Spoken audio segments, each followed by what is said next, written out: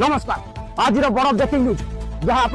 देखी थे कि शुणी थे प्रेम प्रतारणा गोटे सुंदरी कमलवती झील फसैले पटेले बेल कले सभा शेष में पेटर 2 मास छुआ कर छाड़ीदे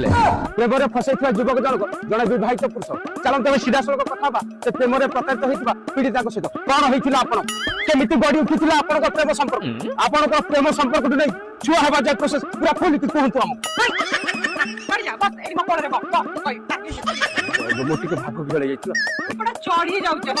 कहतु दर्शक टे जानतु ताकि आपन को न्याय देबारे साहाय्य मिलिबो कोन घटितला घटना के मारितला प्रथमे आखि ते मते प्रथमे आखि माइले तापरे मु फसी गली